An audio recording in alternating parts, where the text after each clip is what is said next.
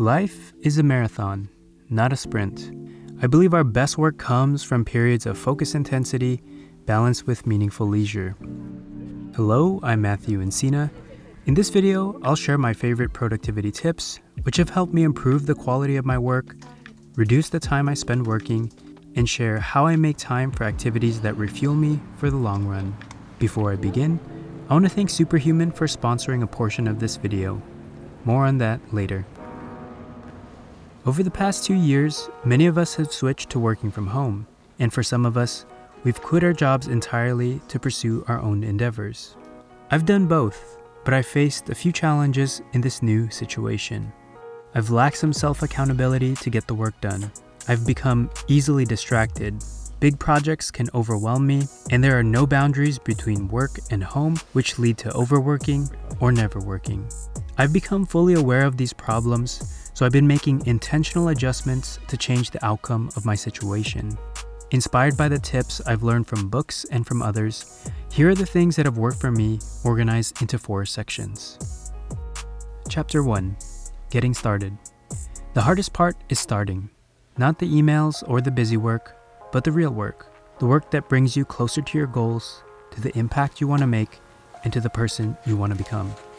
We face a lot of resistance because the hard work is far less appealing than the easy stuff.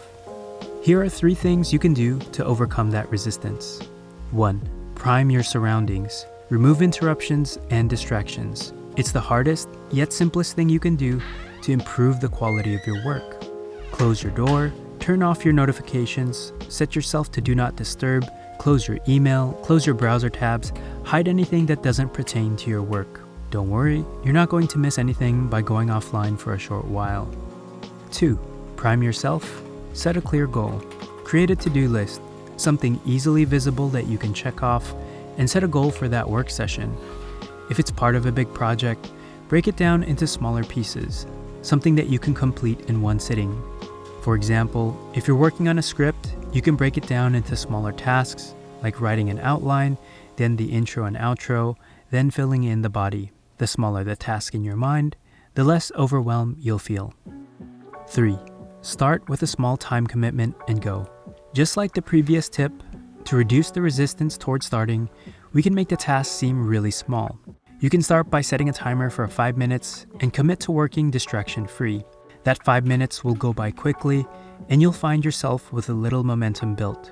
Extend that timer to whatever increment feels realistic. On difficult days, I usually start with 5 minutes, then escalate to 30 minutes, and I usually end after 60 to 90 minutes of work. Then I intentionally take a short 10 to 20 minute break to recharge.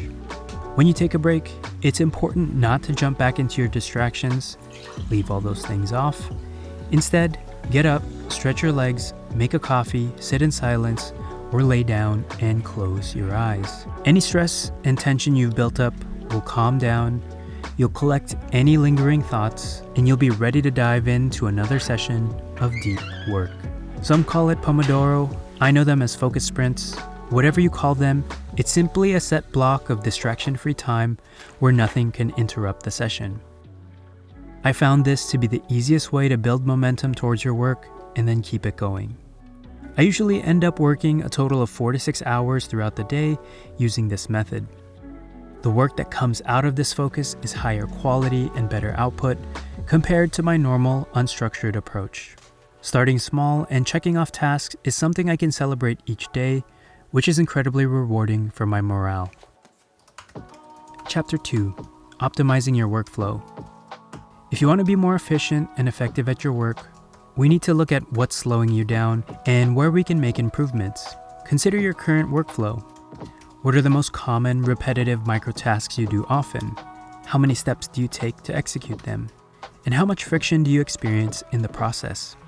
The goal of these next tips are to remove barriers and reduce redundancies to optimize your workflow. 1. Design your environment. When all of your most used tools are within arm's reach, the time you spend setting up tasks and switching between them is greatly reduced.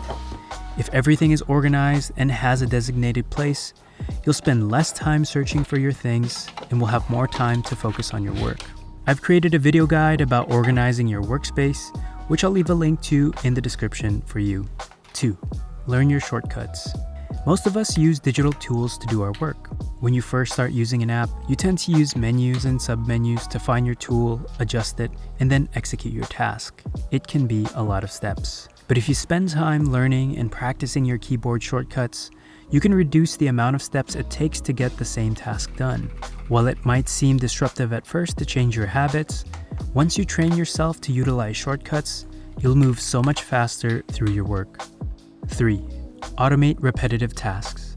As part of our work, there are many repetitive tasks that we do, like set up meetings, respond to common inquiries, and miscellaneous admin tasks. These days, there are tons of tools that can help you automate your processes that will eliminate the trivial busy work from your life. Here's how I automate my meeting scheduling. When someone wants to meet with me, I send them my Calendly link, which shows them my availability based on my sync calendars and preferred days and times to meet. Once they choose the time, it will send them a video meeting link, added to both of our calendars, and I'll get notified. What used to take several emails back and forth to coordinate now takes a single message to accomplish. 4. Speed up your email process. One area that tends to suck up a lot of our time is emails, which brings me to the sponsor of today's video, Superhuman. I've tried many email platforms before, but Superhuman is a fundamentally different way to use and look at your inbox. It's the only platform that helps me easily sort through the volume of messages I receive and achieve inbox zero every day. That's because it intelligently sorts your messages based on your preferences and surfaces the most important ones first. On top of that, it trains you to look at your messages as tasks to keep around while relevant and check off to get out of sight as soon as the task is complete. If it's an email relating to an ongoing project but isn't important right now, you can simply use the Remind Me feature to push off the message to a later time. This has helped me prioritize tasks in real time while never dropping the ball on important things. Another time-saving feature of Superhuman are snippets. These are pre-written templates you can create for your most common email replies. Using Superhuman has trained me to be so much faster at emails, and it's become a joy to clear out my inbox every day, giving me my time back. If you'd like to try Superhuman for 1 free month, click the link in the description below. Now back to the rest of the video. Chapter 3. Set boundaries. Protect your time, your energy, and make fewer commitments, so you have the ability to focus when you're working while leaving space to think and recharge. When you define clear boundaries, it's easier to determine what deserves your time and attention. Here are 2 things that have helped me set better boundaries. 1. Check your compass. If it's not a definitive yes, just say no. You may have heard this advice in other forms, but how do you practically become more decisive about what you take on? Whenever a possible opportunity appears in my life, I tend to evaluate it with a few simple questions. Do I want to do this? If so, why? What do I want out of it? Why now? Is this more important than what I've already committed to?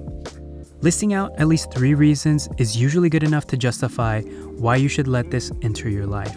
If you're having a hard time answering these questions, just pass. When you become more decisive, it's easier to prevent overwhelm and decision fatigue, because you can decipher what's meaningful and what's trivial. 2. Listen to your body. Working from home for the last few years, I become more familiar with the rhythms my body goes through during the day. If you're like me, you know what times your energy typically peaks based on past experience. If you don't have a good sense of this yet, you can measure it by trying to work at different hours of the day, then record how productive you felt in each session. Track it for as long as you need to see an obvious pattern, then shift your schedule to work around your optimal times. For me, I'm most creative in the mornings from 7 a.m. to noon. My energy is lowest in the afternoons, and the evenings are hit or miss for me. So I try to focus all of my difficult work in the mornings and take care of any busy work like emails and meetings later in the day. Scheduling your important work when you're most creative and energetic tends to yield the best results. Chapter 4. Leisure is fuel. Leisure can be a powerful part of your everyday routine if you make intentional quality time for it. Time away from your work is as important as time on it, for our health, for our relationships, and to make space to think. Distance gives us perspective, and how you spend your downtime will determine how energized you feel when you return to your work. I think this is where a lot of us get messed up, because we end up spending our free time on things that don't enrich our lives, but rather simply occupy our time. I'm not immune to this either, as I spend a good amount of time playing video games. Judgment aside, our goal should be to strive for activities that give our mind time to rest, think, and wonder. Our leisure should refuel us rather than deplete us. A simple test to determine the value of your pastime is to simply ask yourself, does this make me feel inspired and energized, or do I feel drained after? My current goal is to become a better storyteller, so much of my free time is invested into reading work from authors I admire and watching documentaries that I can study. I also like to go on walks without an objective. In this boredom, I hear or see something that connects to the work I've been ruminating on. Even though I'm not actively working, my curiosities are always trying to connect the dots for me in the background processes of my brain.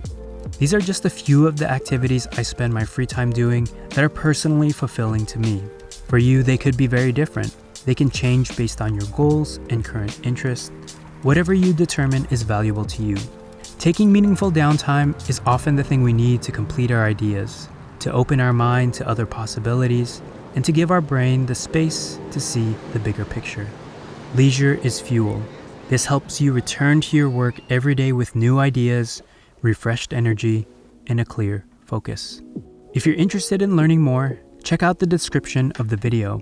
I've left links to books and other resources I've found helpful to reclaim my productivity, improve my creative work, and balance my lifestyle. I'd love to hear in the comments what you've tried and what's worked for you. With that out of the way, it's time to get back to work.